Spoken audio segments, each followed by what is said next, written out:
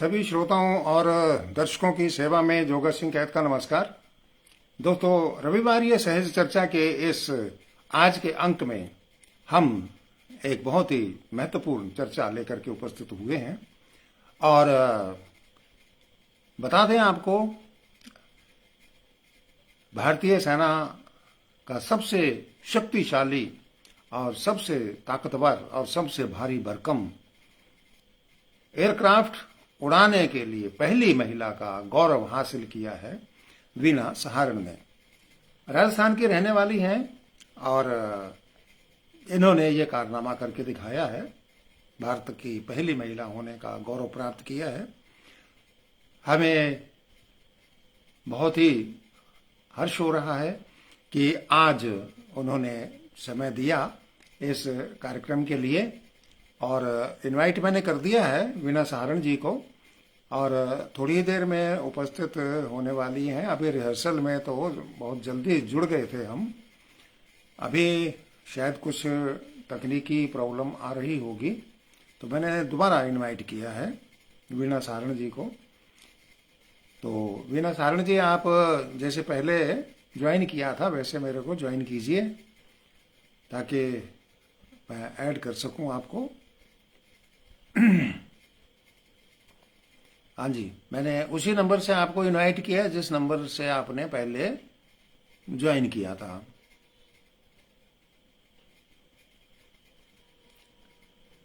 हाँ जी,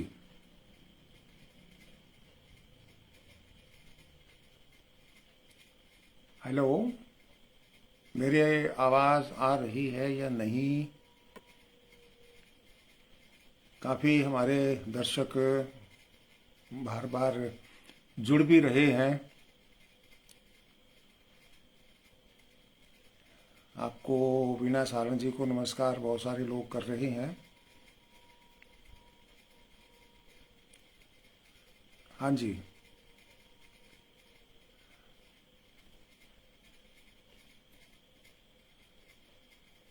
हाँ जी, अब आपका आ गया है, मैं ऐड कर देता हूँ। हाँ जी, अब एडिंग हो रही है तो अब आप ज्वाइन कीजिए जैसे पहले आपने ज्वाइन किया था रिहर्सल के समय। राम कुमार रिवार, वीना सहारण जी को हृदय से बहुत बहुत नमस्कार। वीना जी, नमस्कार। नमस्कार जी। कैसे हैं बेटा? बहुत बढ़िया जी, बहुत बढ़िया। बहुत देखो सबको राम कितने राम। हार्दिक दिल से नमस्कार सभी को। जी जी जी जी जी। थोड़ा सा कैमरे को सेट कीजिए, सिर के ऊपर काफी जगह खाली है आपके। अच्छा, अभी भी आ रही है? नहीं, वो तो आपको भी दिखाई दे रही होगी। हाँ जी, हाँ जी। बस थोड़ा सा सेटिंग कर लीजिए, कोई ज्यादा दिक्कत वाली बात नहीं है। अच्छा। और थोड़ा मोबाइल लेटा हुआ होगा ना, थोड़ा उसको हाँ, बस बस बस, बिल्कुल अब ठीक बढ़िया। है। अब अच्छा जी। बिल्कुल सही है, एकदम सही, बहुत ही बढ़िया। ठीक ठीक ठीक। तो वीना सहारण जी आज के इस सहज चर्चा के अंक में सादर आमंत्रित हैं और एक महीना हो गया हमें इंतजार करते हुए वीणा जी का, इनसे बात करते हुए, लेकिन समय नहीं निकाल पाए अपनी व्यस्तताओं की वजह से, क्योंकि धरती पर उतरे तभी तो समय निकाल पाए ना हम सब के लिए। हाँ और जी, हाँ जी। बहुत बहुत आज धन्यवाद आपका आमंत्रण देने का। और हम सब लोग आपका हार्दिक स्वागत करते हैं, बार बार करते हैं। 3-4 बार कोशिश करने के बाद आप जुड़ पाए हैं, बहुत ही अच्छी बात है। और सबसे बढ़िया खुशी की बात दूसरी ये है कि आज फादर डे है। हाँ जी, हाँ जी। आपने दिन बहुत चुन लिया आज। बहुत अच्छा दिन चुन लिया आपने। करेक्ट करेक्ट, हाँ जी। राजस्थान, चूरू, रतनपुरा गांव के निवासी हैं आप। थोड़ी सी संक्षेप में जानकारी दी है मैंने, बाकी तो सारी बातें आपके श्री मुख से सुनेंगे कि हमारी बच्चियों को कुछ ना कुछ आपके श्री मुख से जो बातें निकले, आपने जो कुछ अब तक प्राप्त किया है भारत की पहली महिला पायलट होने के नाते, बहुत कुछ आपसे बच्चियों को सीखने को मिलेगा, प्रेरणा मिलेगी। हवाई जहाज उड़ाना भले ही ना सीखें, आपकी बात सुन के कम से कम साइकिल चलाना तो सीख जाएंगी, वो भी डरती हैं बेचारी। तो इस तरीके से क्या है कि डर निकल जाएगा बच्चियों का। बहुत हाँ बड़ा जी। आपने ये किया है बच्चियों के लिए और हमारे लिए कि आपने समय दिया। मैं ज़्यादा समय नहीं लेता हुआ दो एक बातें आपके बारे में कहना चाहूँगा कि जब मन के पर लग जाते हैं तो वो ऊंची उड़ान उड़ना चाहता है, और थोड़ी सी हवा का झोंका उसको मिल जाए तो उड़ान बहुत ऊंची हो जाती है। पूरी सृष्टि जो है उसको सपोर्ट करना शुरू कर देती है अगर हम किसी बात के लिए आगे कदम बढ़ाएं। तो हाँ जी। ऐसा ही कुछ आपके जीवन में रहा है। हकीकत में क्या है वो आपके श्रीमुख से सुनेंगे। तो सबसे पहले तो लंबा चौड़ा परिचय है आपका, इतना तो मैं शायद नहीं तो बोल पाऊंगा। तो आप अपना परिचय अपने श्रीमुख से सारे दर्शकों के सामने रखें। हाँ जी। तो सबसे सबसे सबको फिर से बहुत बहुत नमस्कार। एंड जोगा सिंह जी को जिन्होंने मेरे को आमंत्रण दिया, एंड आप सभी जितने भी फॉलोअर्स हैं सर के, और बहुत बढ़िया लगा यहाँ पे आके। तो मेरा, जैसे इन्होंने परिचय ऑलरेडी दे दिया है, मेरा नाम वीना सहारन है। मैंने 2002 में इंडियन एयरफोर्स में कमीशन जो हमारे राष्ट्रपति हैं उनके द्वारा पाया था, और 10 साल में सेवानिवृत्त रही थी अपने एयरफोर्स, इंडियन एयरफोर्स के अंदर। तो हमारी ट्रेनिंग और ये लंबी चलती है, क्योंकि एक पायलट को, एक मिलिट्री पायलट को ट्रेन करने में काफी आय का, ये पैसे का काफी खर्चा होता है जो सरकार उठाती है। और जो ट्रेनिंग होती है वो best of the best instructor देते हैं, और वो इंश्योर करते हैं कि हर बच्चा जो एकेडमी ज्वाइन कर रहा है और जो सक्षम है और आगे बढ़ सकता है, वो ट्रेनिंग लेके आगे बढ़े। तो इसको ज्वाइन करने की प्रेरणा तो मेरे पिताजी थे। जैसे कि आज का दिन बहुत ही शुभ है, आज पितृ दिवस है, तो मेरे को मेरे पिताजी का और मेरे पिता समान जितने भी लोगों ने मेरा मार्गदर्शन किया है उनको बहुत बहुत शुभकामनाएं आज के दिन की। तो पिताजी मेरे और मेरे नाना जी, मेरे बाकी जो फैमिली के अंदर ताऊ जी और सारे जितने भी हैं, हम डिफेंस बैकग्राउंड से ही हैं। तो वो एक खासकर प्रेरणा स्रोत था ये ज्वाइन करने का। तो हम चूरू जिले से हैं, रतनपुरा हमारा गांव है।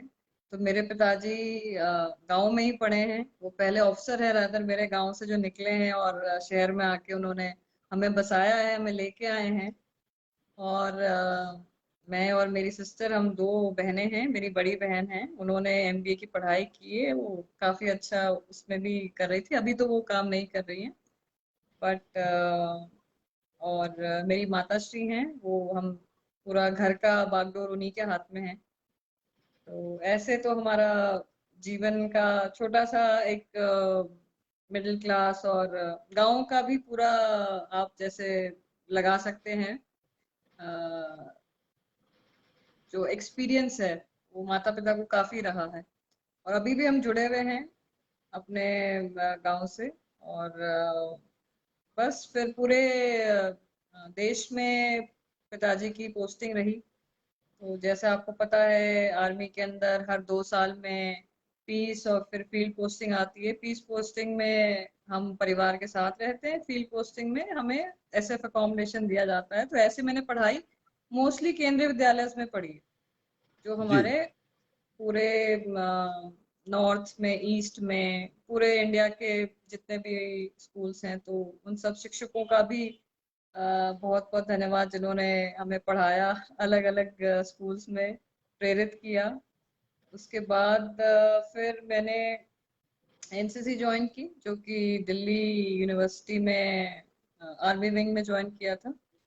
वहां पे जाके थोड़ा मेरा आर्मी की तरफ रुझाव ज्यादा था, क्योंकि एयरफोर्स से इतना ताल्लुक नहीं था। बट आर्मी में उस समय में एविएशन में कोई एंट्री नहीं थी वुमेन के लिए, एयरफोर्स ही एक ऑप्शन था। और पढ़ाई मेरी जो थी, मैंने फिजिक्स ऑनर्स किया है दिल्ली यूनिवर्सिटी में। और पूरी भगवान की कृपा से और मेहनत से और माता पिता के प्रोत्साहन से उसमें स्वर्ण पदक मेरे को तीनों साल मिला है और यूनिवर्सिटी में भी मिला। तो राइट। वो वो एक पढ़ाई की तरफ रुझाव था, और ये चीज साथ साथ चले जा रही थी, कहीं बैक ऑफ द माइंड में था ये। और हमारा घर भी दिल्ली में एकदम एयरपोर्ट के पास ही था। अच्छा। तो, तो ये एयरक्राफ्ट भी दिखते रहते थे। तो हम सोचा था कि ठीक है, कभी जाएंगे देखेंगे। तो एयरफोर्स का तभी मैंने 2001 में ये ज्वाइन किया था। 1 साल लग जाता है प्रक्रिया में। आप जब अप्लाई करते हैं, फिर आपके 5 दिन का एसएसबी होता है, जिसमें कि पूरी तरीके से आपका ये टेस्ट कहते हैं, वो मेडिकल टेस्ट हुआ। 5 दिन का इंटरव्यू होता है, मेरिट लिस्ट बनती है, तो उस सब में 1 साल की प्रक्रिया लग जाती है। तो करते जी। करते 2001 में मैंने ज्वाइन किया। करीब 1.5 साल की हमारी ट्रेनिंग हुई। 1.5 साल की ट्रेनिंग में काफी मेहनत मशक्कत होती है। पहले हमें फिजिकली तैयार किया जाता है। हमारे फिजिकल स्टैंडर्ड्स होते हैं, वो आपको पार करने ही करने हैं। उसमें आपका जी। दौड़ना, भागना, पुशअप, सिटअप्स, आपकी फिजिकल ट्रेनिंग, आपका स्विमिंग टेस्ट, और काफी सारी चीजें होती है। तो उसके साथ साथ पढ़ाई, पढ़ाई के बाद फिर हमारी बेसिक ट्रेनिंग। तो ये सब करते कराते हम अपने एयरफोर्स में कमीशन हुए 2002 दिसंबर में। जी। तो ये तो मेरा एंट्री था एयरफोर्स में। आगे आगे भी बहुत कहानियां सुनाने का, तो अगर उसके हिसाब से मैं फिर कंटिन्यू नहीं नहीं, करूंगी बिल्कुल अगर। सुनेंगे। हाँ जी, हाँ जी। बिल्कुल सुनेंगे, क्योंकि आपके लिए कहानी हो सकती है, लेकिन जितने लोग आपको सुन रहे हैं और हमारे देश की बच्चियां सुन रही हैं और हाँ जी, विदेशों तक में भी जो सुन रही हैं, हाँ तो जी, हाँ उनके जी, लिए प्रेरणा स्रोत है। जी। हाँ जी, हाँ जी। तो इसमें हाँ, मैं एक चीज भी भूल गई थी। जो कॉलेज के टाइम में, जैसे मैंने कहा था, मेरा आर्मी की तरफ रुझाव था। तो एनसीसी की तरफ से मेरे को माउंटेनियरिंग करने का भी मौका मिला। वाह। तो छुट्टी होती है कॉलेज के टाइम में, तो जनरली हम आराम फरमाना या कहीं घूमना पसंद करते हैं। उन छुट्टियों में मैं माउंटेनियरिंग कोर्स करने गई थी, करीब 1 डेढ़ महीने का। तो वहां अच्छा। पे मैंने बेसिक माउंटेनियरिंग कोर्स किया था, जो कि क्योंकि मैं एनसीसी की कैडेट हूँ, एनसीसी की तरफ से ही वो स्पॉन्सर्ड था। तो ये भी वाह। बच्चों के लिए बहुत अच्छा है जो आगे करना चाहते हैं, क्योंकि इसमें काफी खर्चा लगता है और अपने से जाना थोड़ा मुश्किल हो जाता है। जी। तो एनसीसी में ये भी प्रावधान होता है, जो बच्चे आगे प्रगतिशील होते हैं उनको आ, ये एडवेंचर एक्टिविटीज, स्पोर्ट्स करने का। तो उसमें मेरे को अल्फा ग्रेड मिला था। मतलब मैं नेक्स्ट ट्रेनिंग के लिए उन्होंने एलिजिबल हो गए। हाँ, एलिजिबल हो गए थे, और अल्फा ग्रेड थी। तो उसी वही बच्चे आगे जाते हैं। तो वो भी एक था मेरा आर्मी की तरफ ही जाने का, बट फिर हम एयरफोर्स में आ गए। एंड एक बार जब एयरक्राफ्ट देखे, तो फिर पीछे मुड़ना नहीं हुआ। फिर तो अच्छा। दिमाग में और कुछ बात नहीं थी, बस एक ही बात थी कि वो जहाज उड़ाना है। तो वो जहाज हाथ लगाने से पहले 6 महीने की ट्रेनिंग होती है, बहुत रगड़ा होता है। रगड़ा, अच्छा। मैं उसको रगड़ा नहीं कहूंगी, ट्रेनिंग ही कहूंगी। क्योंकि एयरक्राफ्ट उड़ाना एक बहुत जिम्मेवारी का काम है। ना बल्कि आपकी खुद की जान, आपके जो इंस्ट्रक्टर सिखा रहे हैं उन पे आपकी रिस्पॉन्सिबिलिटी है। प्लस एक एयरक्राफ्ट एक महंगा विमान है। तो आप उसको बिना ट्रेनिंग के ऐसे ही नहीं उड़ा सकते कि गलतियों का स्कोप थोड़ा कम है, क्योंकि थोड़ा रिस्क ओरिएंटेड है। तो उस रिस्क हर चीज में होता है, पर रिस्क के लिए ट्रेनिंग दी जाती है। आप ट्रेनिंग में खरा उतरिए, ऐसी कोई चीज नहीं है जो आप नहीं कर सकते। Very good. बहुत बढ़िया बात कही तो आपने। हाँ जी, हाँ जी। तो बस वो हर दिन नया दिन होता था ट्रेनिंग में। तो पता नहीं आज क्या होने वाला है। और जो हमें कहा जाता था आंख बंद करके, मतलब बहुत ही बढ़िया समय निकला, बहुत ही बढ़िया, बहुत सीखने को मिला। लोगों के साथ जो टीम वर्क होता है, कमराडरी कहते हैं हम, जो हम लोग एक दूसरे के साथ मिलके काम करना, वो सीखते हैं हम वहाँ पे। अपनी फिजिकल स्ट्रेंथ, जो हमें भी नहीं पता होता, कि हमें पहले लगता था कि 5 किलोमीटर दौड़ना भी मुश्किल है, वहां हम 10-10 किलोमीटर दौड़े हैं। 42 किलोमीटर की नाइट मार्च की है, कैंप्स करते हैं, तो हमें खुद ही अपनी क्षमता का पता नहीं होता। और वहां पे एयरफोर्स में, डिफेंस सर्विस में, वहां पे हमारे जो इंस्ट्रक्टर हैं वो ट्रेंड हैं, वो हमें ट्रेन करने के लिए। तो जी इतनी गाइडेंस अगर मिल रही है तो हमें बस अपना 100% लगाना है, तो बस वो हमने जी। लगा दिया उधर। हाँ, हम्म। ट्रेनिंग का भी सिलसिला बहुत बढ़िया चला, 1.5 साल तक चला। उसमें करीब 2 टाइप के एयरक्राफ्ट तो कमिश्निंग के पहले उड़ाए मैंने, फिर कमिश्निंग के बाद एक टाइप का। तो ट्रांसपोर्ट में हमारे अलग अलग टाइप के एयरक्राफ्ट उड़ाते हैं, तो वो स्टेप बाय स्टेप लेके जाते हैं। पहला अच्छा। एयरक्राफ्ट जिसमें खाली 2 पायलट्स बैठते हैं, और फिर दूसरा एयरक्राफ्ट जिसमें करीब 18 पैसेंजर भी ले जा सकते हैं, फिर तीसरा एयरक्राफ्ट जिसमें 50 पैसेंजर ले जा सकते हैं। तो ये तो हमारी ट्रेनिंग ही चलती रहती है। तो ट्रेनिंग में हम खाली एयरक्राफ्ट उड़ाते हैं, मतलब किसी पैसेंजर को नहीं लेके जाते। तो उसमें हमें वो हर टाइप की कठिन सिचुएशन और इमरजेंसी पूरी प्रैक्टिस कराते हैं, क्योंकि इंडिया में उस टाइम पे सिमुलेटर नहीं था जो कि सिविल फ्लाइंग में होता है। तो हमारी सारी इमरजेंसी एक्ट, जी। बट अगेन जैसे मैंने कहा कि मेहनत है, सारा निचोड़ ही ट्रेनिंग मेहनत पे ही है। तो वो बहुत जम के किया हमने। हम्म। तो ट्रेनिंग मेरी पहले तो हैदराबाद में हुई, उसके बाद फिर बैंगलोर में हुई, और उसके बाद फिर जब सक्सेसफुली हम राष्ट्रपति के द्वारा कमीशन हुए एयरफोर्स में, तो हमारी एक पासिंग आउट परेड होती है जिसमें हमारे सभी अतिथिगण, जो हमारे पेरेंट्स आते हैं, और बहुत अच्छा समारोह होता है, बहुत अच्छा, जहाँ पे हम अंतिम पग लेते हैं, एक कैडेट की तरह उसमें घुसते हैं और एक ऑफिसर की तरह निकलते हैं। वाह, क्या तो बात। बहुत बहुत बढ़िया समारोह होता है। तो वो 2002 में हुआ, और उसके बाद फिर अपने ऑपरेशनल स्क्वाड्रन में हमें पोस्ट कर दिया गया, और वहां पे फिर से अभी हम ऑपरेशनल ट्रेनिंग करते हैं। अभी तक हम बेसिक ट्रेनिंग कर रहे थे कि जहाज कैसे उड़ाना है, हम अपने ऑपरेशनल यूनिट में आके ये ट्रेनिंग लेते हैं कि कभी दुश्मन के इलाके में या दुश्मन के साथ कभी कुछ जंग हुई, उस टाइम अगर हमें ऑपरेट करना है तो एक्चुअल ग्राउंड पे कैसे हमारी मिशंस होंगे। तो वो हम्म। ट्रेनिंग भी लगातार चलती रहती है, उसे कंटिन्यू ट्रेनिंग, कॉन ट्रेनिंग टाइप कहते हैं। तो वो लगातार चलती है, और उसके अंदर भी हमारे एग्जाम्स होते हैं, कैटेगरी हमें मिलती है, तो हमारे परफॉर्मेंस पे ही हम आगे बढ़ सकते हैं। अच्छा। खाली, हाँ, आप खाली आवर्स, जो हमारे घंटे होते हैं एयरक्राफ्ट पे फ्लाई कर, खाली वो नहीं होता, हमारा परफॉर्मेंस हर साल हमें पढ़ाया भी जाता है, और उसके एग्जाम भी लिया जाता है, और उसके हिसाब से हमें आगे प्रगति, अगर हमारा कोई प्रमोशन होना है, प्रमोशन मींस अपग्रेड, उसके लिए हमें अगर कुछ उनको चयन करना है, तो वो उसके बेसिस पे होता है कि हमारा परफॉर्मेंस कैसा रहा, जी। किस केस, वो मॉनिटर किया जाता है। तो वो हम्म। मेरा पहला जो था वो चंडीगढ़ में था, बेस।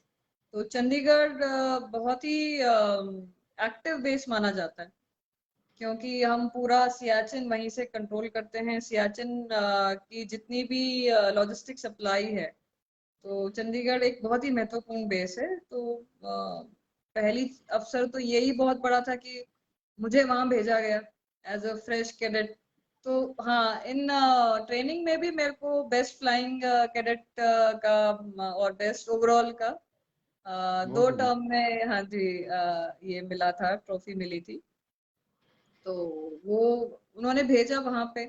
तो चंडीगढ़ का भी ऑपरेशन लेह लद्दाख के इलाकों में सबसे ज्यादा है। हम्म। तो आप पहाड़ियों के बीच में फ्लाई करते हैं, उसमें भी एयरक्राफ्ट में जाने से पहले आपको, हमें मतलब पूरा नक्शा रटा हुआ होता था, इतनी हमें तैयारी करनी होती थी वाह। उसके। हाँ जी, तो वो बहुत जरूरी था, क्योंकि पहाड़ों की ऊंचाई 20,000, 22,000 तक, 26,000 तक है वहां पे। और उस हम्म। ऊंचाइयों में, उन वैलीज में फ्लाई करने के लिए आपको मेहनत और ट्रेनिंग की अगेन फिर से जरूरत होती है। तो ट्रेनिंग वर्ड का मैं बार बार इस्तेमाल कर रही हूँ, क्योंकि ये ट्रेनिंग कभी खत्म ही नहीं होती। इट्स लाइक कि पढ़ाई जैसे कभी खत्म नहीं होती, ये वही है। वो कभी खत्म नहीं होती। तो ये आपके हम्म, ऊपर है, आप कितना उसको एब्जॉर्ब करने के लिए तैयार हैं। तो जी। उसी तरीके से चंडीगढ़ में मेरा सारे जितने भी वो ड्रॉप जोन्स थे और लैंडिंग के थे, तो सब में मेरा एज कैप्टन क्लियरेंस हो गया था। तो मैं एज अ कप्तान वो, और ये तब मेरा जहाज था AN-32। AN-32 मैं यहाँ ये बताना भूल गई, पहला जहाज मेरा AN-32 था, जो कि टर्बो प्रॉप है। उसमें दो दो इंजन वाला जहाज है और उसमें प्रोपेलर चलते हैं।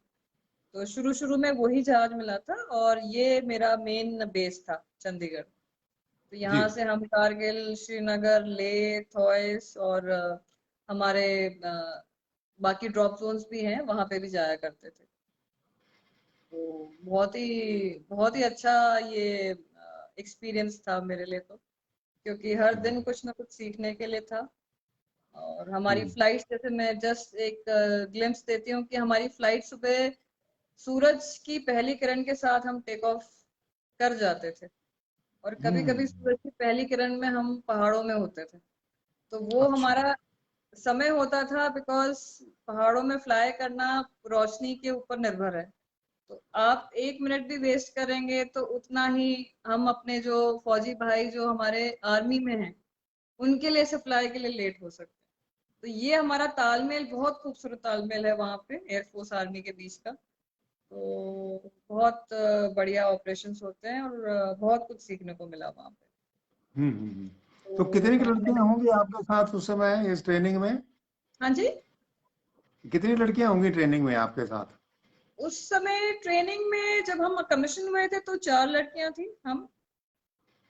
और हमारे साथ करीब लड़के थे 56।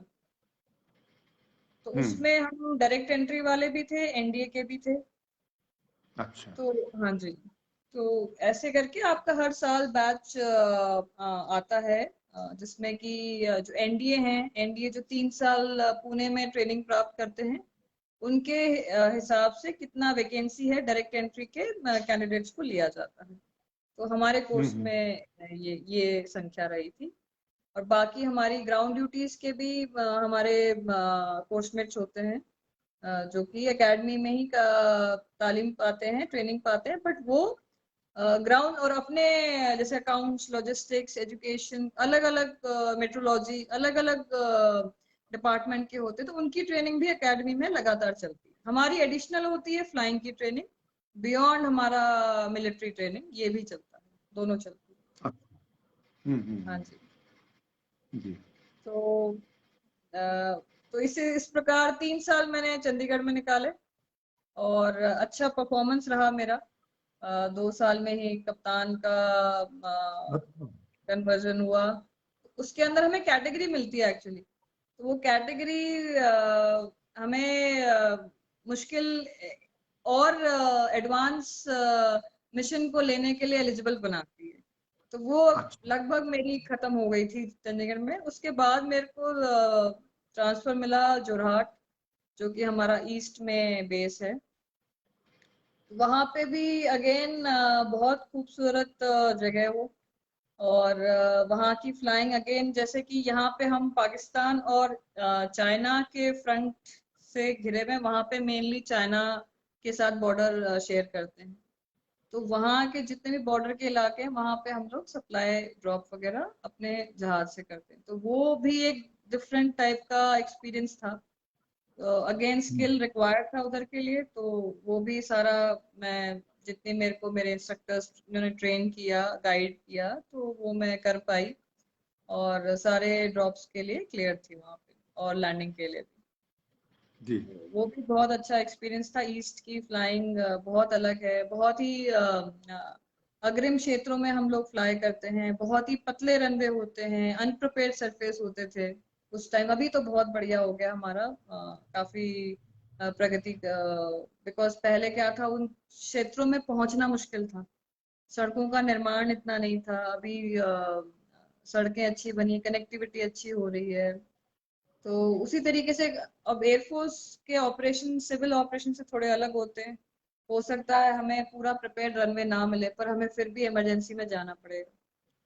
तो वो हम लोग सिविल पॉपुलेशन को सपोर्ट करते थे वहां पे। हम्म, तो वो बहुत अच्छा एक्सपीरियंस था। हम्म।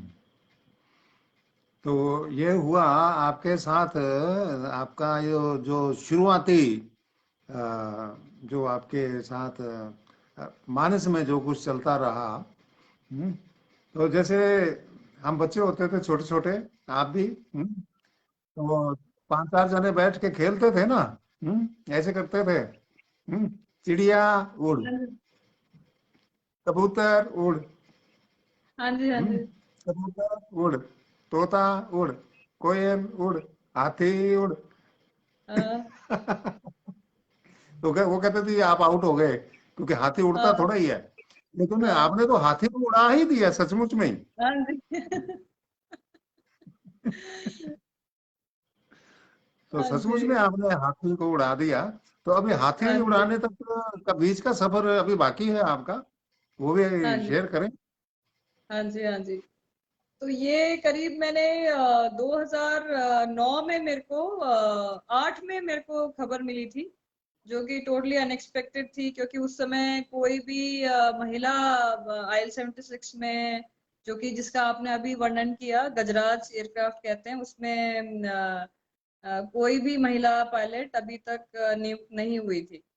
और हम्म, के अलावा कोई भी जूनियर ऑफिसर अभी तक इस स्क्वाड्रन में नहीं आए थे। मेरे से पहले ही शायद कोई एक या दो ऑफिसर गए होंगे, नहीं तो मिनिमम सर्विस 12-15 साल की रहती थी उस जहाज में नियुक्त होने के लिए। तो बहुत ही मतलब सरप्राइज था कि उसमें मेरा चयन हुआ है। तो ये मेरे को जब मैं ईस्ट में पोस्टेड थी तब पता चला। और ये करीब मेरे 6 साल कमिश्निंग के 6 साल में ही मेरे को नियुक्ति इसके लिए आ गई थी, सिलेक्शन होके आया था। हम्म, हम्म, तो हम्म, उसके बाद हमने ट्रेनिंग शुरू की। ट्रेनिंग में हमें ग्राउंड सब्जेक्ट्स वगैरह के लिए पहले पढ़ाया जाता है, और उसके बाद जैसे आपने कहा गजराज है, तो अ, देख के भी लगता था कि क्या ये उड़ पाएगा, कि कहीं मुश्किल तो नहीं होएगी। हम्म। तो वैसे तो हमारी फिजिकल ट्रेनिंग होती थी, मैंने वर्जिश और शुरू कर दी थी कि कोई कमी ना रह जाए। हाँ, बिल्कुल तो बिल्कुल बिल्कुल। हाँ जी, हाँ जी। तो पर अच्छे से जितना जिसने जैसे गाइडेंस दी, जो हमें पढ़ाया गया, उसमें कोई कमी नहीं छोड़ी। और बहुत मेहनत से वो स्टेज पार किया, और फिर हमारी ट्रेनिंग इस आईएल 76 में मेरी शुरू हुई। तो जब मैंने ज्वाइन हम्म, किया था, मैं ही अकेली एक महिला पायलट थी। उस स्क्वाड्रन में भी कोई महिला नहीं थी। एक टेक्निकल हम्म, ऑफिसर आई थी, वो भी उसी टाइम कमीशन हुए थे वो। तो खैर वो मिलिट्री में तो फर्क पड़ता नहीं, क्योंकि मुझे तो अभी तक भी एक्सपीरियंस था। अ, ऐसा जैसे लोग कहते हैं कि खाली अकेली महिला होके, तो वो कभी फीलिंग आने नहीं दी, क्योंकि अपने अच्छा, जब तक आप काम की तरफ आप ध्यान देंगे, आपके दिमाग में ये कभी नहीं बहुत आएगा। बढ़िया। तो ये मेरे को बात तो बहुत कभी अच्छी की लगा आपने। नहीं, हाँ, मेरे को तो कभी लगा नहीं कि मैं अकेली महिला हूँ। मेरे को ये लगा कि मैं अपने साथियों के साथ हूँ। तो बहुत उससे बढ़िया। ट्रेनिंग और भी इंटरेस्टिंग और भी कॉम्पिटिटिव हो गई। तो जब ये फीलिंग हम्म, आती है कि मैं अपने साथियों के साथ हूँ, तो मेरे को अपने साथियों जितना एटलीस्ट, अगर उनसे कम नहीं करना है, तो ये हम्म, फीलिंग बहुत बहुत बढ़िया है। जो कि फौज में हमें एक और चीज होती है, हमारे स्पोर्ट्स बहुत खिलाए जाते हैं, हमें टीम स्पोर्ट्स बहुत खिलाए जाते हैं। जैसे आपका फुटबॉल हुआ, हैंडबॉल हुआ, वॉलीबॉल हुआ, हॉकी हुआ। तो ये सारे स्पोर्ट्स आप में ये चीजें लाते हैं जो टीम स्पिरिट है, एक साथ मिलके चलने की। तो बस जब मैंने आईएल 76 ज्वाइन किया था, तो यही भावना थी कि एक साथ चलना है, पीछे नहीं रहना। वेरी और गुड। जो मेरे ट्रेनिंग देने वाले थे, उनका मेरे गुरु समान है वो। उन्होंने जितने भी मेरे इंस्ट्रक्टर्स थे अभी तक, सबने बहुत मेरे को प्रोत्साहित किया। और कभी आप हताश भी होते हो, कभी आप लगता भी आपको नहीं होगा, पर उन्होंने अच्छे से, मतलब बहुत प्रोत्साहन किया।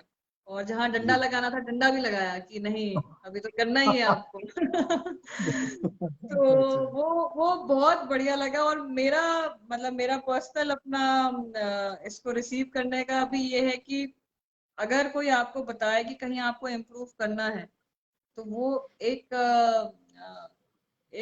सोने की एडवाइस की तरह है।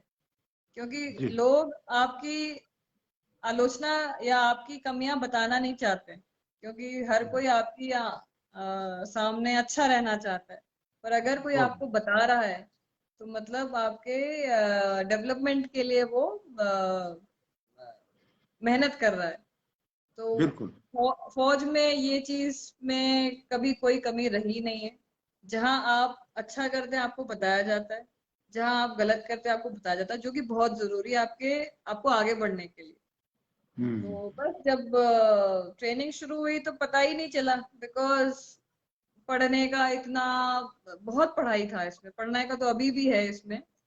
और जो ट्रेनिंग का पार्ट था वो हमने अच्छे से किया कवर पूरा। और जल्द ही फिर मेरा इसमें भी अपग्रेड हुआ। और फिर से मैंने इसी जहाज को लेह में भी उड़ाया, कप्तान की तरह। हाँ जी। तो बस उसके बाद तो हमारी नॉर्मल फ्लाइंग ट्रेनिंग, तो वो 10 साल तो मुझे पता भी नहीं कि वो चुटकियों में निकल गए। अच्छा तो अच्छा अच्छा। हाँ जी। और कभी मैं पीछे भी मुड़ के देखती हूँ तो एक क्षण भी नहीं है जो आप रिग्रेट का कह सको। अच्छा। हर क्षण का जो एंजॉय किया आपने। बहुत एंजॉय, बहुत। चाहे वो आपका मेहनत वाला समय रहा हो या कोई भी समय रहा हो, हर चीज कुछ सिखा के गई। और बिल्कुल। बहुत ही बढ़िया समय निकला। मतलब मैं एयरफोर्स में आई, इसका मतलब मेरे को बहुत बहुत शुक्रगुजार हूँ कि मैंने ये फील्ड चयन किया, इसको चयन किया और इसमें कंटिन्यू किया। हम्म। तो ये भी एक ट्रेनिंग का हिस्सा है। जैसे कि हम स्कूल पढ़ते हैं, स्कूल के बाद कॉलेज जाते हैं, तो मेरे ख्याल से मिलिट्री भी हमारे एक ट्रेनिंग का हिस्सा ही है। चाहे आप इसको 2 साल करें, 5 साल करें। अभी जैसे अग्निपथ स्कीम जो गवर्नमेंट भी लेके आ रही है, तो ये मिलिट्री ट्रेनिंग ये हमारी आगे बढ़ने का, किसी भी फील्ड में जाने का एक हिस्सा, ट्रेनिंग का हिस्सा है। आपके करिकुलम आप कह लीजिए, आप सिलेबस कह लीजिए। हर अच्छा। इंसान को आपकी लाइफ में कोई ना कोई कठिनाइयां आएंगी आएंगी। ये ट्रेनिंग हम्म। आपको उससे लड़ने के लिए एकदम सक्षम करता है। मेरा मानना हम्म। ये कि हर हम्म। हर वो जवान, जवान से मेरा मतलब है दोनों लड़कियां और लड़के, जिसके हम्म। हाथ पैर तंदुरुस्त हैं, जो कि मेडिकली फिट हैं, आपको फौज में आना चाहिए। बिल्कुल। आपको देश को अपना वो समय देना चाहिए। और आप कुछ दोगे नहीं, आप सीख के ही जाओगे। और हम्म। ये आपको तब पता चलेगा जब आप किसी और ऑर्गेनाइजेशन में जाएंगे और वहां वाली सीखी हुई बातें आपके हमेशा पूरी ताउम्र आपके जीवन में काम आएंगी। तो डिफेंस फोर्सेस वैसे ही बहुत सामान मिलता है जहाँ पे भी जाते हैं, तो उसका ये रीजन है। ऐसे ही नहीं हम्म। है कि इतनी पुरानी फोर्सेस। तो इससे इससे जुड़ने का तो मेरे को सौभाग्य ही है। और मैं तो यही कहना चाहूंगी, जितने बच्चों को मिल सके प्लीज ट्राई करिए। आप पैसा जरूर कमाएंगे जीवन में, नौकरी अच्छी करेंगे, पर ये समय आपके यूथ में ही आएगा, उसको ना हाँ। गवाएं। आपका बिल्कुल जो सही। यंग यंग है, आप आइए, देखिए और फिर अपना चयन करिए जो भी करना चाहते हैं। तो अब जैसे एक ये मेरा। हमारे मेरे एक हाँ जी। बुजुर्ग साथी हैं, एक हाँ मेरे जी। बुजुर्ग साथी की बात याद आ गई। हाँ हाँ। उन्होंने कार खरीद ली। अच्छा। कि अभी अब रिटायर हो गए हैं तो कहीं इधर उधर आना जाना होगा तो कार खरीद लेते हैं। हाँ हाँ अब हाँ। क्या है कि चलानी नहीं आती। अच्छा। चलाने सीखें क्या करें क्या नहीं करें, उन्होंने छोड़ दिया। मैं अच्छा। कहा भाई, जब तेरे में हिम्मत थी गाड़ी चलाने की तब तो तूने खरीदी नहीं। हाँ जी। और जब हिम्मत खत्म हो गई है तो आपने कार खरीद ली। तो हाँ आपकी जी। बात बिल्कुल सही है कि अभी हिम्मत है। हाँ जी। तो हाँ जी। अब कई देशों के अंदर आपने सुना ही होगा कि हाँ जी। मिलिट्री की ट्रेनिंग जरूरी है नौजवानों के बहुत लिए। जरूरी है। हाँ वो तो आप, उसमें नौकरी करें या ना करें। करेक्ट करेक्ट, हाँ जी हाँ जी एक बात मेरे को बहुत अच्छी लगी आपकी, हाँ जी। वो मेरे से बहुत ही टेली करती है। वो अच्छा। मेरे भी जो है ना, जमी हुई बात है ये। हाँ जी कोई भी काम करना है अपनी खुशी के लिए मत करो। हाँ जी उल्टी सी लगेगी आपको बात, हाँ ये जी कैसी उल्टी सी बात कर रहे हैं। हाँ कोई भी जी। काम करना है अपनी खुशी के लिए मत करो, दूसरे की खुशी के लिए भी मत करो। हम्म। तो फिर किसके लिए करो? किस तरीके से काम करेगा आदमी? हाँ जी खुश होकर के करो। हाँ जी। करेक्ट। अगर आप खुश होकर काम करते हैं तो खुशी आपको भी मिलेगी और दूसरे को भी बहुत। मिलेगी और देखने वाले को भी मिलेगी। करेक्ट करेक्ट, हाँ। अगर हम अपनी खुशी के लिए करेंगे तो सिर्फ मेरे को खुशी मिलेगी, करेक्ट, हाँ जी दूसरे हाँ की जी। खुशी के लिए करेंगे तो सिर्फ उसको मिलेगी। हाँ मैं जी। भी उससे महरूम रह गया, लोग भी रह गए। तो जो भी काम करना है खुश, वो आपके जीवन के अंदर जो है एकदम से जमी हुई बात है कि एकदम आपको सही पता ही बोला। नहीं लगता कि हम काम कर रहे हैं। एकदम एकदम सही बोला। और ऐसे ही हर इसको मैं थोड़ा सा और उसमें कहती हूँ कि आप अभी जो प्रेजेंट है उसमें काम करिए, फ्यूचर का मत सोचिए। जैसे बहुत आपने बढ़िया, कोई बहुत गोल बढ़िया। गोल गोल बनाया है, हम सीढ़ियां चढ़ते हैं, आप सीधे 10वीं सीढ़ी पे जंप नहीं मार सकते। नहीं। आपको पहले ही पहली सीढ़ी पे चढ़ना है, फिर दूसरी पे चढ़ना है, फिर तीसरी पे चढ़ना है। वो पहली दूसरी चढ़ियां आपका आज है, मतलब अगर आप 7वीं कक्षा में आ जाए तो 7वीं कक्षा की पढ़ाई करिए। आप 8वीं में जा रहे हैं, उसको अच्छे से पढ़िए, उसको एंजॉय करिए। आप जी अभी जी यंग हैं तो आप अपनी दौड़ने की क्षमता को बढ़ाइए, अपनी पुलअप पुशअप्स ये सब बढ़ाइए। ये आपको आज करना है। जब आप तैयार होके फिर किसी कंपटीशन में बैठेंगे, वो आप भगवान पे छोड़ दीजिए।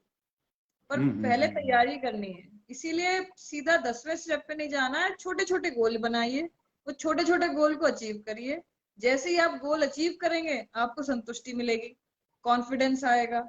और वो जब आप 1 2 3, जब आपके सारे वो गोल, छोटे छोटे गोल कह रही हूँ, वो अचीव करिए और फिर लास्ट वाले पे पहुंचिए। आप पक्का पहुंचे, कोई समय नहीं पॉइंट ही नहीं लगेगा। है कि आप कहीं पीछे छूट जाएंगे। पर सही वही कह है, रहे जब हैं। हम सीधा 10वें सीढ़ी पे जाने की कोशिश करते हैं और नहीं पहुंच पाते, तब हम हताश होते हैं। और वो हताश ही हम्म हमारी कारण होता है, हमें बाकी चीजें जो अभी हमें करनी है वो नहीं हमें करने देता। तो हम्म हमें इस चीज से बचना है।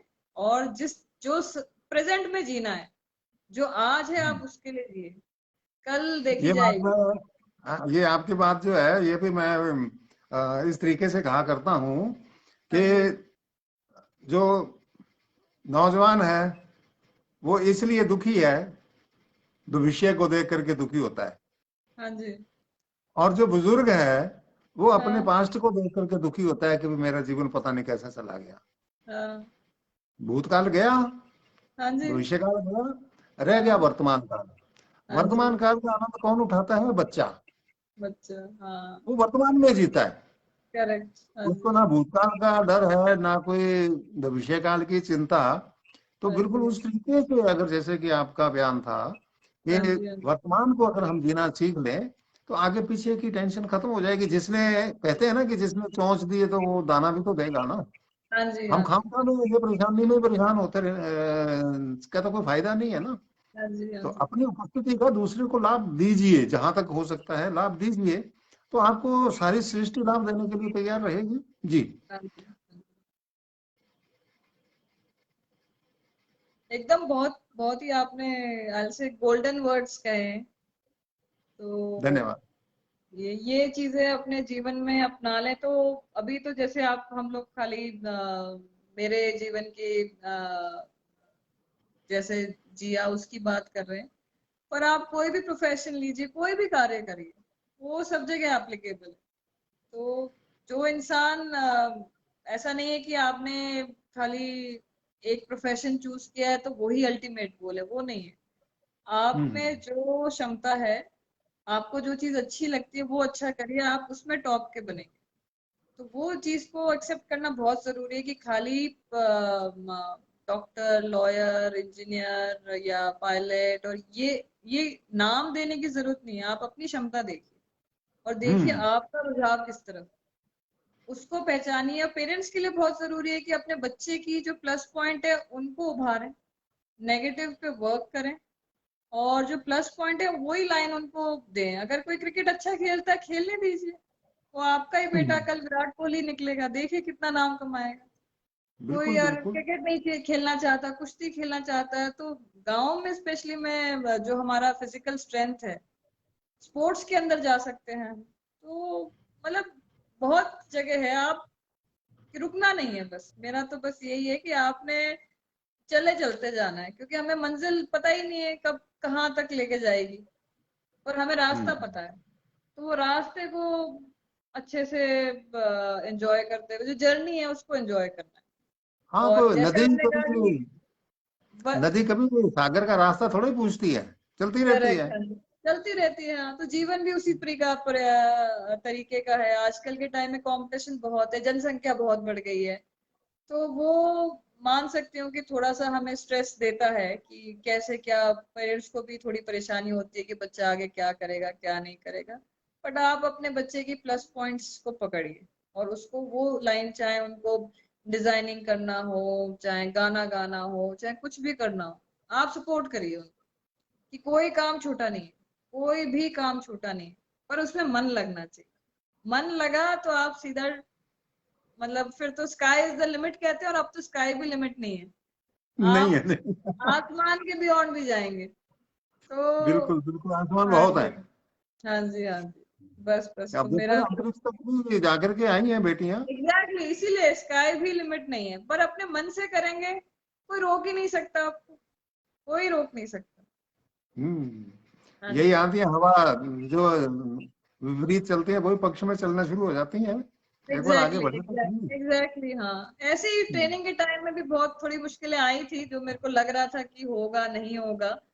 तो बस वो जो कड़ा एक दृढ़ था कि नहीं ये करना है, तो उसी ने गाड़ी पार कराई, और बहुत बढ़िया जी। निकला, बहुत बढ़िया निकला सब। हम्म। हाँ जी, तो ये जो अब जहाज के बारे में बात कर लें, हाँ जो जी, आपने उड़ाया सबसे भारी भरकम, हाँ जी, बनवारी लाल जी आपको बार बार प्यार दे रहे हैं, आशीर्वाद दे रहे हैं, हाँ जी, नमस्कार हाँ जी, नमस्कार दे रहे हाँ जी, हैं। नमस्कार जी, नमस्कार जी।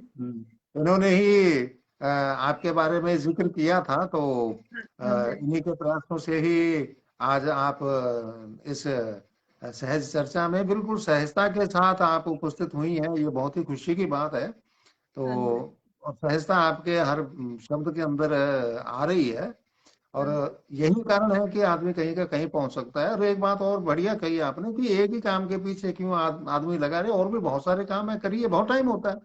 हाँ 24 घंटे जी, सबके पास है, किसी के पास कोई हाँ 25 जी, थोड़ा ही है। हाँ जी, अगर से मैं अनाउंसर रिटायर हो गया, उसके बाद मैंने ये क्या नाम है, नेचुरोपैथी का शुरू हो गया, उसमें बड़ा हाँ जी, सक्सेस हाँ हूँ। जी, हाँ जी, एक्यूप्रेशर का शुरू हो गया, वो उसमें सक्सेस हूँ। अच्छा, अब ये क्या है कि ये प्रोग्राम एक दिन ऐसे ही सहज भाव से ही शुरू हो गया, सहज चर्चा। हाँ जी, इसमें क्या तो लाइन लगी हुई है लोगों की। अब देखिए, हाँ पिछले जी। हफ्ते तो 5 प्रोग्राम कर दिए। अरे वाह, बस तो नहीं जी, जल्दी करो, हमें आगे टाइम नहीं मिलेगा, अब छुट्टियां हाँ हैं जी, हमारी, हाँ अभी अभी कर लो। तो ये संडे को भी एक सज्जन कह रहे थे कि इसी संडे को ही कर लो आप, मैंने कहा ना, इसको नहीं कर सकते हम। ये हाँ जी, पहले से है, 2 महीने भर से पहले बुक है ये आज का दिन। वैसे तो अच्छा, 22 तारीख का आपके लिए सुरक्षित रखा था, हाँ जी, हाँ जी, लेकिन आपकी व्यस्तताओं की वजह से समय नहीं दे पाए, आज दे पाए हैं तो बड़ा स्वागत है। और ये बहुत ही अच्छी बात है कि आदमी को मल्टीपर्पज होना चाहिए। हाँ जी, हाँ जी, हम इंसान तभी तक हैं, फावड़ा तभी तक फावड़ा है जब तक वो फावड़े का काम करता है।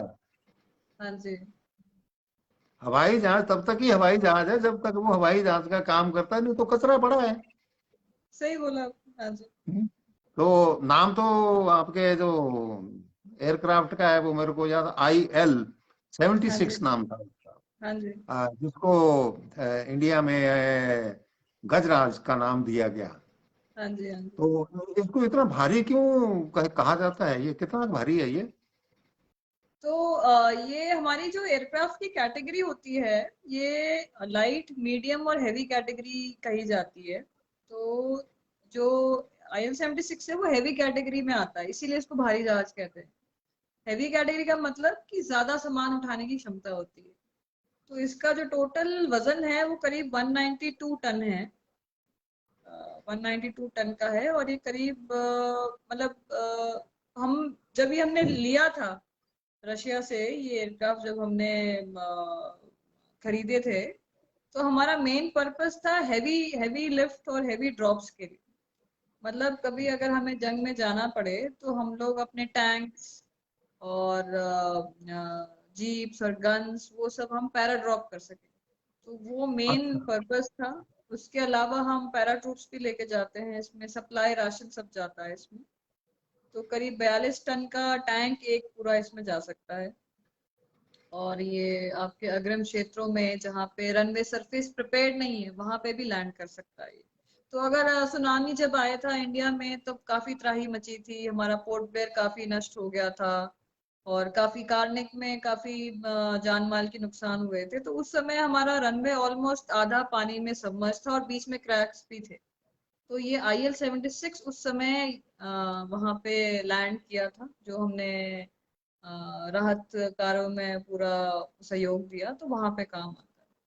तो ये इन मिलिट्री एयरक्राफ्ट की खासियत होती है। सिविल एयरक्राफ्ट उस जगह नहीं जा सकता, बिकॉज आप देखे जाएंगे IL-76 के टायर्स बहुत सारे हैं, तो वो आप सिविल एयरक्राफ्ट में देखेंगे इतने नहीं होते।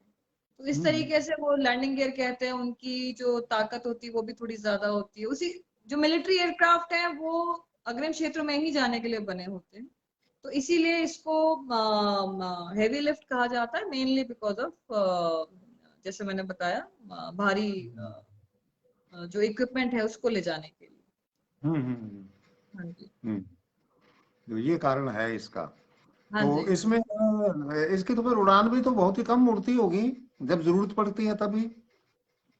इसकी ये हमारा सारा कंट्रोल हेडक्वार्टर से होता है, तो वो तो अच्छा। हाँ जी।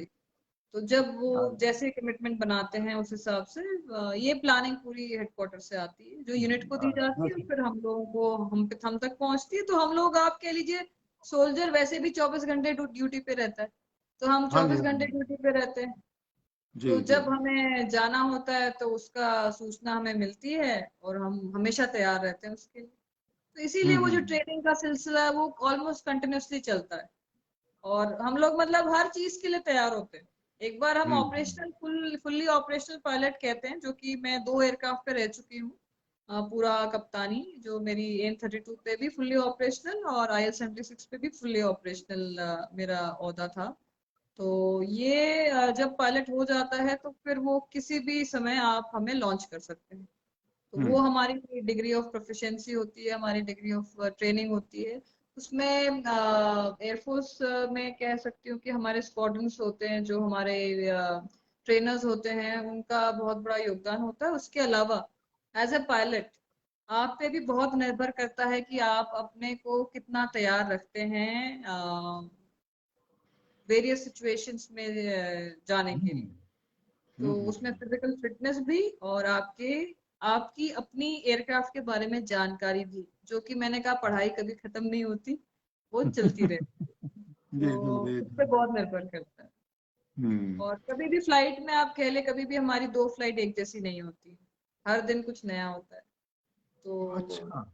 हाँ जी, तो आप हर हर टाइम कभी नई जगह जा रहे हैं नए सेट ऑफ क्रू के साथ में, मौसम कभी अलग होता है, रनवे कभी अलग होता है, मिशन कभी अलग होता है, कभी दिन में कभी रात में, कभी लो लेवल फ्लाई करते हैं, तो वो हर टाइम अलग होता है। तो वो भी एक हम्म जो रुचि है उसको जागरूक रखता है, तो स्पेशली इस टाइप के लोग हम्म। जिनको ये पसंद है, जो मुझे बहुत पसंद है।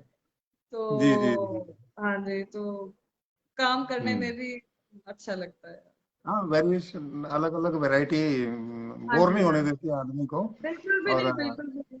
हाँ जी, हाँ जी। अच्छा, जब समय ही नहीं आप मिलता। ऊपर उड़ते हैं, हाँ जी।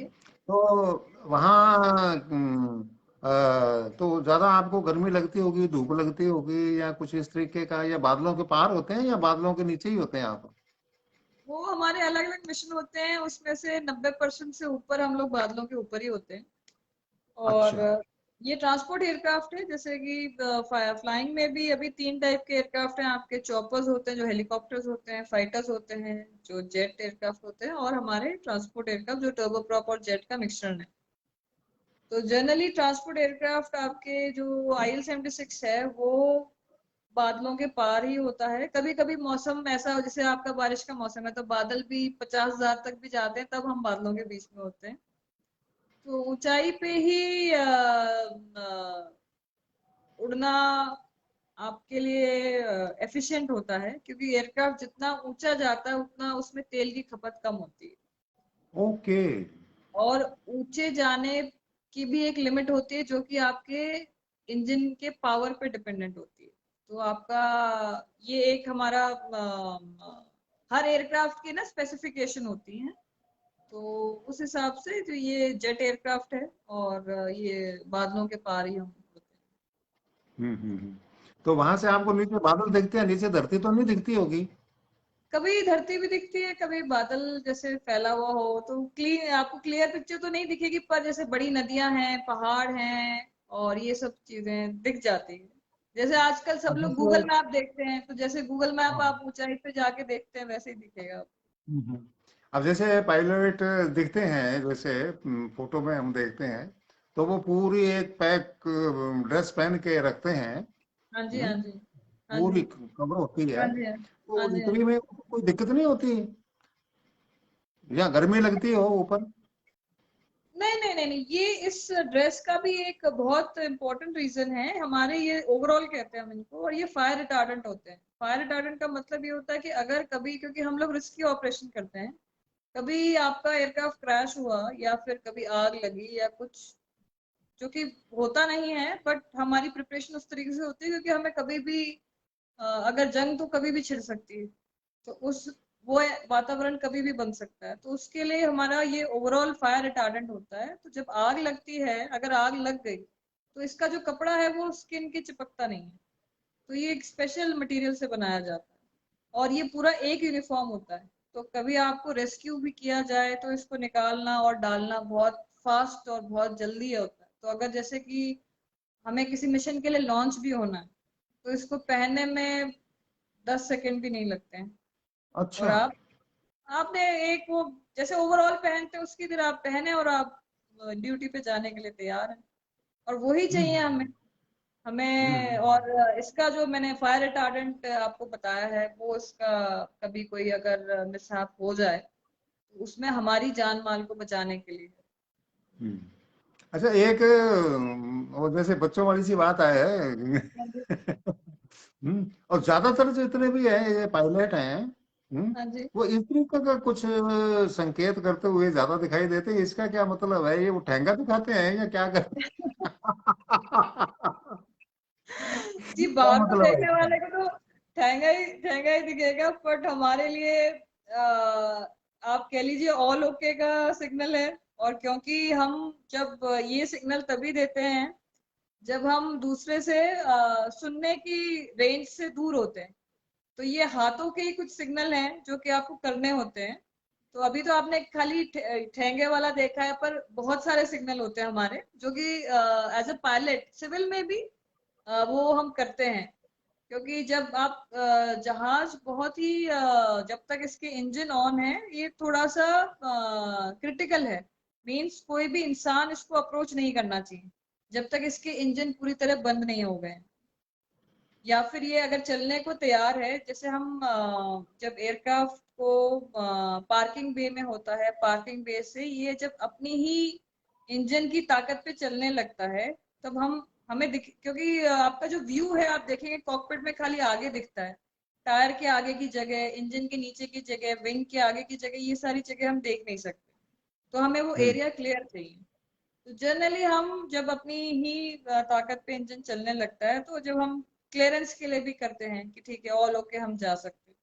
और सेम वे जब हम आके रुकते हैं, हम उसको बताते हैं कि हाँ हमने इंजन बंद कर दिया, सब ठीक है, अब आप एयरक्राफ्ट को अप्रोच कर सकते हैं।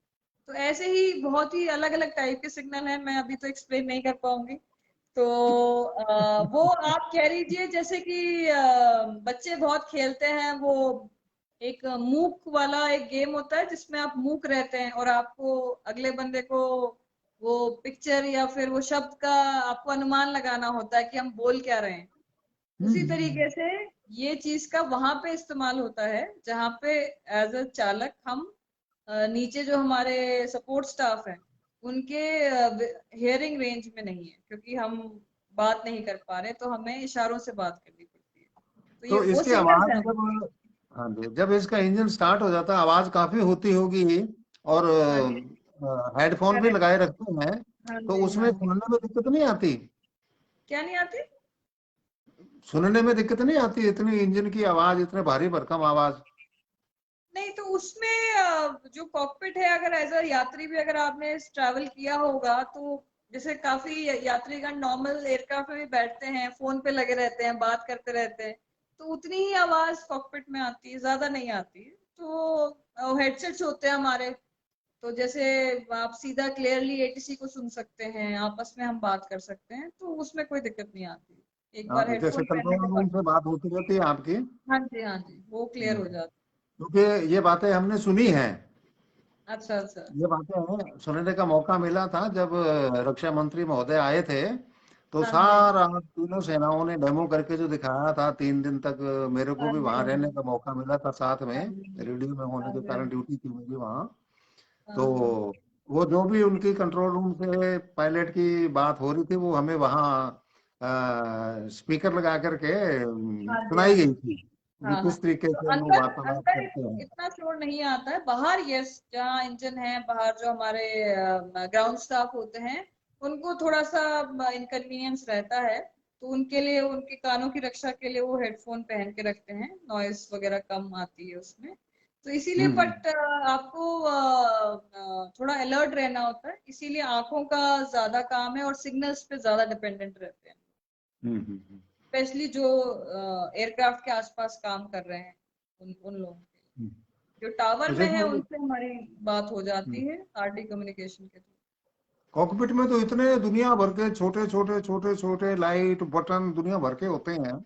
हाँ जी हाँ जी। उनको याद रखना और देखो उनको ऑपरेट करना तो बहुत ही आसान बना दिया होगा ट्रेनिंग ने आपको। वो बस पूरी ट्रेनिंग पे है, क्योंकि फर्स्ट टाइम आप देखेंगे तो आपको थोड़ा सा तो वो लगता है कि ये शायद नहीं कर पाएंगे, बट धीरे धीरे धीरे क्योंकि मैंने ऑलमोस्ट अभी 4-5 टाइप के एयरक्राफ्ट उड़ाए हैं, तो हर बार जब एयरक्राफ्ट चेंज होता है तो हर एयरक्राफ्ट के स्विच सेम नहीं होते। जैसे आजकल की गाड़ियां अलग अलग टाइप की आ रही हैं, उसमें तो जी बटन कम होते हैं, एयरक्राफ्ट में ज्यादा होते हैं। जी। तो वो आपको थोड़ा समय लगता है, पर उसके बाद कंफर्टेबल हो जाते हैं। उसको हम मसल मेमोरी कहते हैं।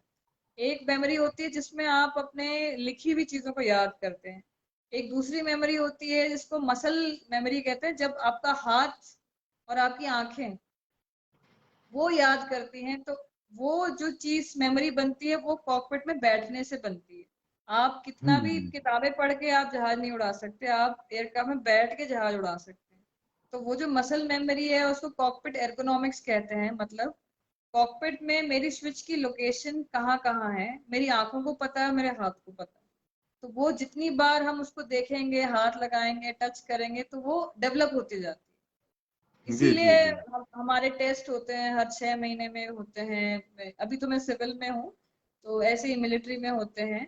तो वो हमारे इस चीज को करंट रखने के लिए होते हैं। इसलिए एक बार आप पायलट बन गए तो वो लाइसेंस आपको जो मिलता है वो लाइफ लॉन्ग नहीं होता है, आपको उसको रेकरेंट ट्रेनिंग करनी पड़ती है और रेकरेंट टेस्ट देने पड़ते हैं। हाँ जी। तो जैसे आपने ड्राइविंग हम्म लिया तो आप लगा लीजिए कि आपको हर 6 महीने में वो ड्राइविंग टेस्ट देना पड़ेगा, आपको हर छह हम्म महीने में वो रूल्स रेगुलेशन पता होने चाहिए। तो ये हाँ, कुछ सेफ्टी दिन के होता लिए है, रहता है। क्योंकि ट्रांसपोर्ट एयरक्राफ्ट से ट्रांसपोर्टेशन सबसे सेफ माना जाता है, क्योंकि इतने सारे चेक्स एंड बैलेंसेस हैं इसमें। हम्म। तो क्योंकि इतना महंगा जहाज है और इंसान की जान है और इतनी सारे रिस्क इन्वॉल्व है। बहुत। तो हाँ जी हम्म। तो इसमें क्या है कि जैसे ड्राइव कर रहे हैं यानी कि उसको हाँ उड़ा जी रहे हैं, हाँ हम जी भी सड़क के ऊपर गाड़ी चलाते हैं, स्कूटर भी चलाते हैं, मोटरसाइकिल कार वगैरह जो भी हाँ हाँ लोग होते हैं चलाते ही हैं। तो हाँ यहाँ तो हमें जैसे टू व्हीलर है हेलमेट लगाना कंपलसरी है, कार में है तो कोई कंपलसरी नहीं है। तो हाँ हाँ। आपको उसमें हेलमेट लगाना कंपलसरी क्यों है? वो हेलमेट जो है हमारे खाली ट्रेनिंग एयरक्राफ्ट में और फाइटर एयरक्राफ्ट में आप पाएंगे और हेलीकॉप्टर में पाएंगे। तो वो जो हेलमेट है अगेन, जो जिस टाइप का आप ट्रांसपोर्ट एयरक्राफ्ट में हम लोग नहीं पहनते हैं वो, क्योंकि इजेक्शन का स्कोप कम है। और हेलीकॉप्टर में भी इजेक्शन नहीं होता है, पर वो उनका पूरा जिस टाइप के ऑपरेशंस हैं और रिस्क इन्वॉल्व है, उस हिसाब से आपका वो गियर पूरा तैयार होता है। और उसका एक जो फाइटर एयरक्राफ्ट है, कुछ कुछ जो ज्यादा ऊंचाइयों पे भी जाते हैं और आपकी आईज को फर्क कर सकता है, तो एक वाइजर भी होता है काले रंग का, आपने देखा होगा। उसको वाइजर कहते हैं। वो पूरा का पूरा आपकी आंखों को भी सपोर्ट करता है। तो हम्म वो हम्म हम्म उनका हम्म, पूरा किट कहते हैं, वो उसका पार्ट होता है जिसमें ना खाली हेलमेट होता है, ये फाइटर्स का मैं बता रही हूँ। और उनका जी एक एंटी जी सूट भी होता है। एंटी जी मतलब एंटी ग्रेविटी सूट।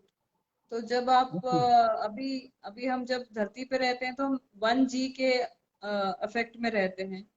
जब आप फाइटर एयरक्राफ्ट में होते हैं, आप जोर से अगर आप एयरक्राफ्ट को लूप मारेंगे या रोल करेंगे तो वो आपके जी फोर्सेस बढ़ जाते हैं। तो जी फोर्सेस जब बढ़ते हैं तो आपके जो रक्त की ये नसें हैं और नाड़ियां हैं, इसमें से रक्त थोड़ा नीचे की तरफ आता है। तो उसको जी वापस जी ऊपर जी। पुश करने के लिए, आपकी ब्रीदिंग को पॉजिटिव ब्रीदिंग देने के लिए, वो जो सूट जो है वो आपको मदद करता है। तो हम्म। बहुत कंफर्टेबल नहीं होता है उनके लिए वो सब पहन के फ्लाई करना, बट वो हम्म मिशन हम्म की और उसकी रिक्वायरमेंट होती है। तो वो, और आजकल तो 2016 से आई थिंक वुमेन फाइटर्स में भी हैं। तो जितने भी बच्चे अभी आ रहे हैं सब बहुत बढ़िया प्रदर्शन कर रहे हैं उसमें। हम्म। तो एक बार वैसे शुरू में आपने बता तो दिया कि एयरफोर्स में जाना कैसे हो गया। एक तो ये खुद की एक अनुभूति थी कि भी मेरे को जाना है, तो हाँ जी। जिस चीज के बारे में हमने सोच लिया, जो प्रकृति है वो उसकी तरफ हमारे सारे रास्ते खोल देती है, मदद करती है, ये तो एक कारण है ही।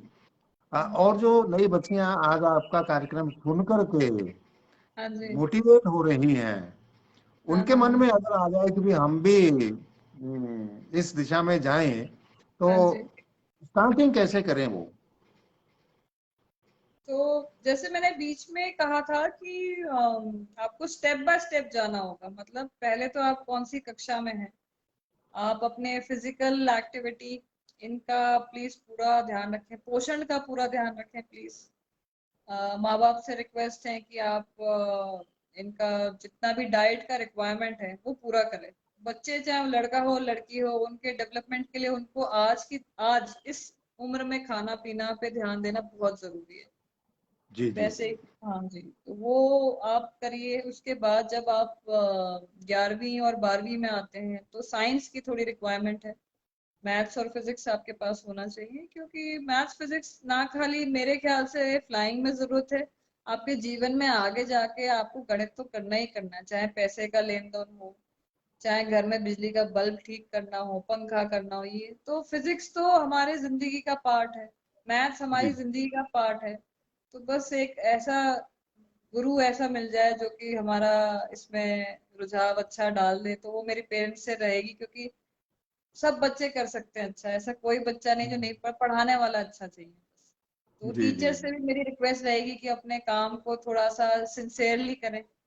हम बच्चों में जो नहीं पढ़ पा रहे हैं, जिनका इंटरेस्ट नहीं है, उनको थोड़ा सिंसेरली, एक तो यही है साइंस है आपका, फिजिक्स और मैथ्स, ये दो सब्जेक्ट हैं जो आपको 11वीं और 12वीं में होना चाहिए। उसके बाद आप अगर मिलिट्री में आना चाहते हैं तो एनडीए के थ्रू आ सकते हैं। मिनिमम एज रिक्वायरमेंट है, वो आप वेबसाइट पे चेक कर सकते हैं। अगर जी। आपको सिविल में जाना है, अगेन उसके लिए मिनिमम एज है, तो आप पहले स्टूडेंट लाइसेंस लेते हैं, फिर पीपीएल होता है, फिर सीपीएल होता है, फिर एटीपीएल करके आप अपना फ्लाइंग का करियर शुरू कर सकते हैं। आपको जी। मिलिट्री में आना है तो आप 12th के बाद एनडीए कर सकते हैं। एनडीए में आजकल गर्ल्स के लिए एंट्री है, बॉयज की तो पहले से ही थी। उसके बाद अगर आप उसमें किसी कारणवश नहीं आप पास हो पाए या नहीं ज्वाइन कर सके, तो आप ग्रेजुएशन के बाद भी ज्वाइन कर सकते हैं। उसे सीडीएस एंट्री कहते हैं। आजकल एफकैट के, एएफसीएटी के एग्जाम होते हैं, वो आपके एयरफोर्स में आने के लिए। अगर आप मिलिट्री में अभी, एविएशन नेवी में भी है, आर्मी में भी है। आर्मी एविएशन में भी अभी एक महिला पायलट आई हैं, जो कि अगेन बहुत गौरव की बात है। अभी पहली पहली महिला पायलट जो कि आर्मी एविएशन में ज्वाइन की है। हाँ तो जी, हाँ ऐसे जी। ही बहुत प्रोग्रेसिव हो रही है हमारी जो तीनों शाखाएं हैं मिलिट्री की। तो वो आप ग्रेजुएशन के बाद भी ज्वाइन कर सकते हैं।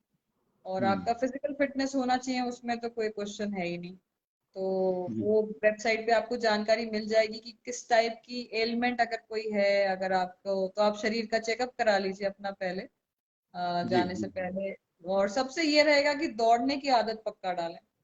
दौड़ना हम्म। आपको पड़ेगा, चाहे आप आर्मी ज्वाइन करें, नेवी ज्वाइन करें या एयरफोर्स ज्वाइन करें।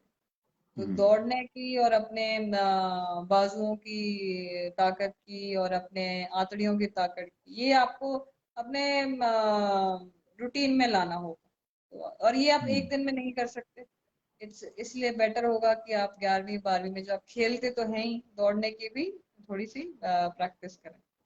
हम्म। तो हम्म। उसके बाद फिर आपका एसएसपी के आप इंटरव्यू होता है, तो उसमें आप अगेन बुक्स वगैरह अवेलेबल है कि किस टाइप का इंटरव्यू होता है। तो आप उसमें अगर अच्छा करेंगे तो आपका जरूर चुनाव होगा, मेरिट लिस्ट बनती है, जी। वो जी। ऑप्शन है। और अगर आप मिलिट्री में आने के में किसी कारणवश नहीं ज्वाइन कर पाए, तो पैरामिलिट्री है, कोस्ट गार्ड में आप आ सकते हैं, बीएसएफ में ज्वाइन कर सकते हैं, सीआरपीएफ में आ सकते हैं, सीआईएसएफ में आ सकते हैं। तो ऐसे बहुत ब्रांचेस हैं।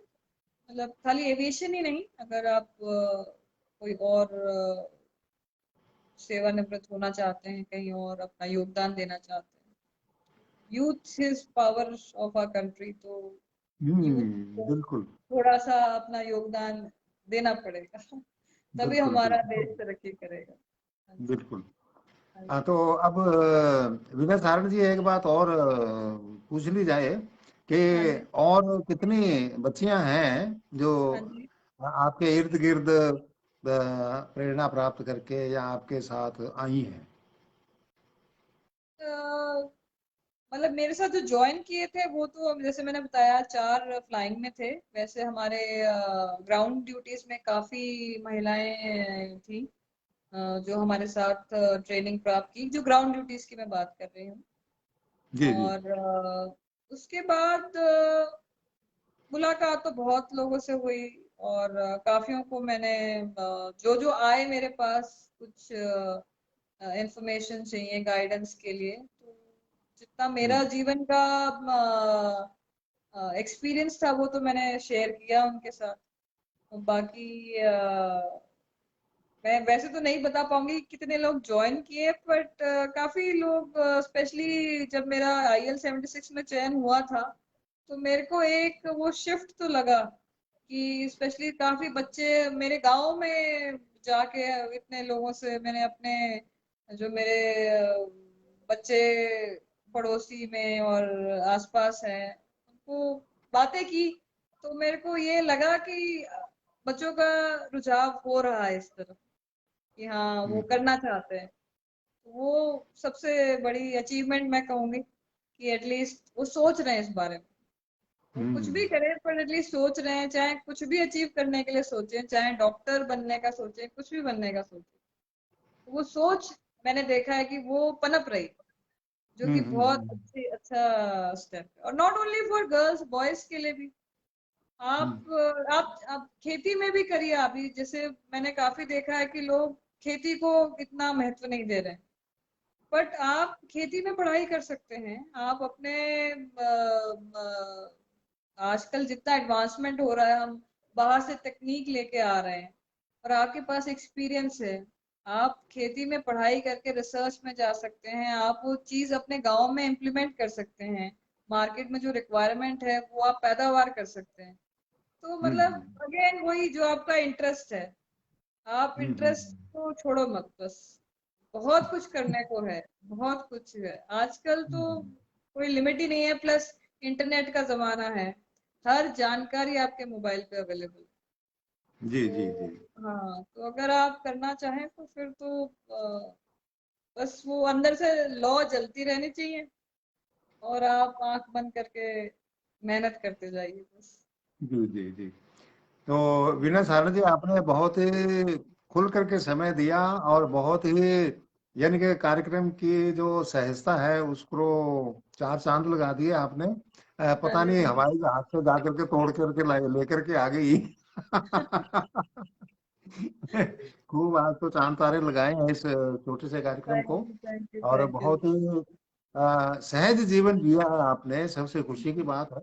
और सहजता से ही आप आगे बढ़े हैं, और निश्चित रूप से सहजता जो है वो आगे बढ़ने में मददगार होती है, थकावट नहीं देती। बिल्कुल नहीं, बिल्कुल। सबसे बड़ी बात जो है वो थकावट नहीं देती है। अगर हम आज 5 काम सोच करके उठेंगे कि आज ये करने हैं और जल्दी जल्दी निपटाने की कोशिश करेंगे, तो दिन भर में 3 काम नहीं निपटेंगे। करेक्ट। और अगर हमने सुबह उठ करके सोचा कि भाई ये 5 काम आज हमने करने हैं और सहज भाव से लग गए, तो शाम तक हम 7-8 काम निपटा देते हैं। करेक्ट, हाँ जी। क्योंकि सहजता से काम करने से थकावट नहीं होती। जैसे आपके पड़ोस में ही चूरू जिले में बालाजी का मंदिर है, हाँ जी, जहाँ बहुत लोग पैदल आते हैं, हाँ दूर जी। दूर से आते हैं। तो मेरा भी मन किया, मैंने कहा भी चलो देखें, हाँ चलते जी। हैं। पैदल पैदल घूमे आते हैं, साथ में देख लेते हैं। उसमें ये बात जो है बिल्कुल स्पष्ट सामने आई। मैंने क्या है कि बिल्कुल एक चाल पकड़ ली, हाँ जी। 20 मिनट पर किलोमीटर। हाँ। एक ही अच्छा। चाल रखी मैंने, 250 किलोमीटर पड़ता है वहां से। हाँ जी। अब उसमें क्या है कि लोग कोई 7 दिन में पहुंचते हैं, कोई 9 दिन में, कोई 8 दिन में, कोई 10 दिन में पहुंचते थे। मैंने कहा भाई हाँ। देखी जाएगी, अपने तो कोई टारगेट फिट नहीं किया। हाँ। आराम से चल पड़े। 1 किलोमीटर हाँ। देखा, उसमें 15 मिनट लगे। मैंने कहा स्पीड डाउन करते हैं। हाँ। हाँ। अगले किलोमीटर मैंने चल करके देखा तो 20 मिनट लगा दिए। वो स्पीड मेरे फिट बैठ गई, वही रखी मैंने। रास्ते में लोग भागे जा रहे हैं और अगले किसी न किसी भंडारे में लुढ़के पड़े हैं। हाँ जी। हाँ। पट्टियां करवा रहे हैं, चप्पलें हम्म। टूट गई या क्या हो गया, थक हम्म। गए लेटे पड़े हैं। वो हम्म। देखते कि वो बूढ़ी तो फिर आगे वो टिप गयो। हाँ। हम्म, वो फिर भागते, मेरे को क्रॉस हाँ करते। जी। मैं अपने आराम से चलता, मेरे को कोई कंपटीशन से लेना देना नहीं था। हाँ। आगे चलते चलते क्या है कि लो वो फिर आगे कहीं लुढ़के पड़े होते। हाँ जी। तो भाव भाव क्या हुआ इसका, कि अगर हम इस तरीके से जल्दबाजी में काम करेंगे तो निश्चित रूप से हमें थकावट कम, तो वो सहज भाव आपको, से ही हम चलेंगे हाँ, तो ही होगी, नहीं तो हमें बड़ी जीवन का, मुश्किल होती है। हाँ जी, जी वो जीवन का आपको पेस कहते हैं, पेस पकड़ना होता है। तो वो जो जैसे मिलिट्री में भी हमारी क्रॉस कंट्री रन होती है, जिसमें मिनिमम 10 किलोमीटर की आपको डिस्टेंस दौड़ना होता है। तो और बाकी भी क्रॉस कंट्री की प्रैक्टिस वगैरह होती है, जैसे आजकल मैराथन बहुत दौड़ रहे हैं लोग। तो वही है, आपको अपने जीवन का पेस पकड़ना है। जो जी सबसे जी जी। तेज भागने वाला है वो जरूरी नहीं है कि रेस में फर्स्ट आएगा, और हमें रेस में फर्स्ट भी नहीं आना, हमें रेस पूरी करनी है। वेरी इसीलिए गुड। हमें हमें जीवन जीना है।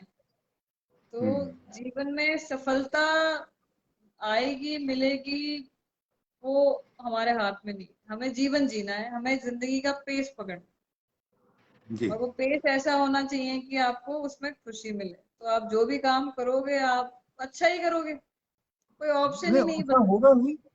अच्छा अच्छा ही होता ही चला जाएगा। सही अच्छा ही बात होता है। चला जाएगा। हाँ जी। बिल्कुल सही है। हाँ जी। विनय सारण जी, कुछ और बात कोई विशेष रह गई हो जो आपके मन में कहीं बताने के लिए बहुत ही आवश्यक हो हमारे दर्शकों के लिए, बहन बेटियों के लिए, तो स्वागत है। बस जैसा मैंने ऑलरेडी कह दिया है पूरे कार्यक्रम में कि बच्चों का को पुश मत करिए किसी काम के लिए। उनका जो प्लस पॉइंट है ना, उसको आप पहचानिए और उसमें प्रोत्साहित कीजिए।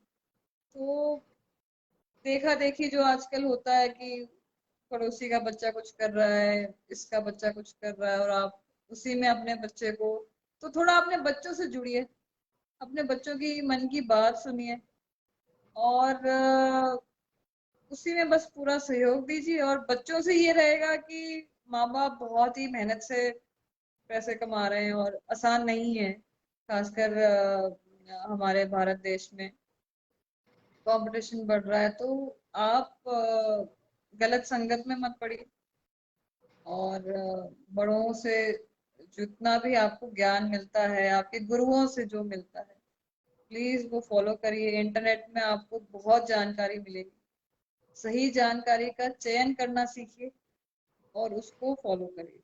बाकी आप कोई भी लाइन, कोई भी चीज जो करना चाहते हैं, चाहे डिजाइनिंग हो, चाहे आप अपनी मिठाई की दुकान लगाना चाहते हैं, आज जी जी। हल्दीराम का, बीकानेर वाले का नाम कहाँ कहाँ पे हर हर हम्म, सिटी में आपको सुनने को मिलता है, तो हम क्यों नहीं कर सकते वो? इसीलिए कोई काम छोटा नहीं है, पर हमें जीवन जीना है, और बस चलते, मेहनत मेहनत करनी। और हर हर जैसे हमारे वो पुराणों में लिखा गया है कि हमारी बाल अवस्था है, युवा अवस्था है, गृहस्थ अवस्था है, वृद्ध अवस्था है। तो हमारे वो जो हर स्टेज का काम है, आप उस स्टेज में करिए।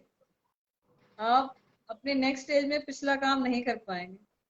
तो जी। अपना जो बच्चे हैं, तो वो शैतानी करना आपका काम है, आप करिए। तो उसके सही। उसके साथ साथ जो सीखने का, पढ़ने का काम है, वो भी करिए। हम्म, जीवन खुशी खुशी जिए, और मेहनत करते जाइए, बस वही मेरा एक सबको संदेश रहेगा।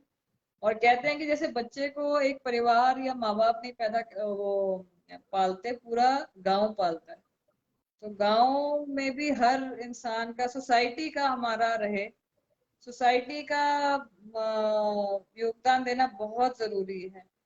कि आपकी, चाहे कहीं पे भी रह रहे हो, आप अपने अपने के ही बच्चों के नहीं, दूसरे के बच्चों का भी ध्यान रखें इसमें, कि सब वेरी सही गुड। सही संगत रहे और सही दिशा में बच्चा, कि पूरा सबसे मिलके ही आगे वाली पीढ़ी अच्छी बनेगी, और आगे वाली पीढ़ी ही देश चलाएगी। तो बहुत बहुत। हम ये नहीं कह सकते कि अमेरिका अच्छा देश है, हम अपने ही देश को अच्छा बनाएंगे।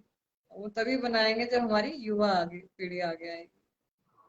तो बस जी वही जी। संदेश है, और बहुत बहुत धन्यवाद। चलिए। बहुत बहुत धन्यवाद वीणा सहारण जी। हाँ और जी। आज आपने हमें कृतार्थ किया, हमारे दर्शकों को, बहन बेटियों को मोटिवेशन दिया। और हाँ जी। बहुत ही सहजता से आपने जो बातें कर की हैं, ये हाँ निश्चित जी। रूप से बहुत ही प्रभावी होती हैं। डांट फटकार से किसी बात का असर नहीं होता है जितना जैसे एक टीचर के लिए एक बहुत बड़ी जरूरी बात है बहुत कि जरूरी है, बहुत जरूरी स्ट्रिक्टली नहीं, सिस्टमेटिकली होना चाहिए। है, बस बहुत जरूरी है। हाँ। किसी भी कंट्री का मेरे को एक दो चीज और कहनी है, कि जो पिलर कहते हैं, जो एजुकेशन है, वो उस कंट्री का पिलर है। मेडिसिन, जो हमारा मेडिकल ब्रांच है, वो उस कंट्री का पिलर होता है। पिलर मतलब जो सपोर्ट करता है। अगर हम अपना एजुकेशन सिस्टम, जो हम पढ़ाई का वो है, उसको अच्छा बनाएंगे, तो हमारी नींव अच्छी बनेगी। जो मेडिसिन है और एजुकेशन है, ये दो स्तंभ हैं, इनको स्ट्रॉन्ग करना बहुत जरूरी है। जी बाकी तो जी। आ, हम्म, मतलब हर फील्ड का चल ही रहा है, पर जब आप अच्छी एजुकेशन लेंगे तभी आप कोई नेक्स्ट फील्ड पे जाएंगे। तो वो जी। अच्छी तालीम, अच्छी पढ़ाई, अच्छी वो प्राप्त करना बहुत जरूरी है। तो उसमें टीचर्स का योगदान बहुत है। काफी बार हम्म। सुनने में आया है कि इतना पढ़ाई नहीं हो पा रही है, क्योंकि टीचर अवेलेबल नहीं है या पढ़ा नहीं पा रहे हैं। ये तो वो बहुत बड़ी जिम्मेवारी है। एक टीचर गुरु के समान होता है, वो गुरु का दर्जा कम नहीं होना चाहिए। हम्म। वो टीचर्स पे भी डिपेंडेंट है कि वो कितने दिल से, लगन से अपने हम्म, बच्चों को जो आपके कक्षा में आ रहे हैं, पढ़ा रहे हैं, उनका मार्गदर्शन कर रहे हम्म। हैं, वो बहुत बहुत जरूरी मैं आपका बहुत बहुत हार्दिक धन्यवाद ज्ञापित करूंगा। आपके माता पिता जी को प्रणाम कहूंगा। है। और जी। आपकी सिस्टर बड़ी है, ये छोटी है, मेरे लिए तो दोनों ही छोटी हैं। दोनों को हाँ, आशीर्वाद कहूंगा। थैंक और यू। बनवारी लाल जी सहारण जी को मैं धन्यवाद देना चाहूंगा कि जी। आप ने उनके साथ संपर्क करके इस कार्यक्रम में शिरकत करने का समय निकाला। और एक सुशील सहारण जी हमारे मित्र हैं बहुत पुराने, हाँ जी। तो वो भी कार्यक्रम देख रहे हैं। वो आपको बार बार नमस्ते बहन जी, नमस्ते बहन जी लिख के गए नमस्कार। हैं। नमस्कार। तो जो हम बातचीत तो इतनी सहज रूप से चल रही थी कि बहुत कमेंट आ रहे हैं लगातार, तो उनको ना आप पढ़ पाए ना मैं पढ़ पाया। तो निवेदन ये रहेगा आपसे कि इस कार्यक्रम को खत्म होने के बाद सेव कर दूंगा मैं। और आपके पास भी मैं कॉपी भेज दूंगा इसकी। और ये मेरे फेसबुक वॉल पे भी उपलब्ध रहेगा, फेसबुक पेज पर भी उपलब्ध रहेगा, मेरे ट्विटर पर भी उपलब्ध रहेगा, कू ऐप है उस पे भी। ये सब जगह रहेगा, और व्हाट्सएप के स्टेटस पे भी उपलब्ध रहेगा। और ये कई जगह इसको आगे डिवाइड अलग अलग प्लेटफॉर्मों के ऊपर डाल दिया जाएगा। तो कभी भी आप इसको देख सकते हैं। ये नेवर डिलीट प्रोग्राम है ये आपका। कभी भी कहीं भी दुनिया के किसी कोने में भी आप इसको कभी भी देख सकते हैं, जब आपका मूड करे। आपके सखियों का, आपके जितने भी सहकर्मी रहे हैं, देखना चाहें तो उसको देख सकते हैं और इसका आनंद उठा सकते हैं, और शेयर भी कर सकते हैं। जितने लोगों को आप शेयर करेंगे दूसरे उतना ही अच्छा है, क्योंकि ये चीजें बार बार नहीं मिलती हैं, बहुत मुश्किल से मिलती हैं। तो मैं सब दर्शकों से ये निवेदन करना चाहूंगा कि बार बार इसको देखें, कार्यक्रम को अपने बच्चों को दिखाएं, बहन बेटियों को दिखाएं। और मैं आपसे ये निवेदन करना चाहूंगा कि जो इसमें कमेंट आए हैं वो बाद में आप पढ़ लीजिएगा इसको, और उनको यथा योग्य लाइक या जो भी रिप्लाई आप देना चाहें तो हाँ आप जी। उसमें उनको रिप्लाई दे सकती हैं। हाँ जी। तो मन तो नहीं करता, क्योंकि ये बहुत सहज भाव से बातें चल रही हैं। तो हाँ बहुत जी। रुचिकर चीजें, और ये बिल्कुल नायाब सी चीजें होती हैं, क्योंकि हवा की बातें जो हैं वहाँ, वो यहाँ धरती के लोगों को क्या पता क्या होती हैं, कैसे होती हैं। तो आज आपने इतनी बढ़िया बढ़िया बातें बताई हैं, समायोजन करके बताई हैं। बहुत ही खुशी की बात है। और फिर से हमारी तरफ से, मेरे दर्शकों की तरफ से, श्रोताओं की तरफ से आपका दिल से हार्दिक आभार, धन्यवाद। थैंक मेरी तरफ से यू। शुभकामनाएं। थैंक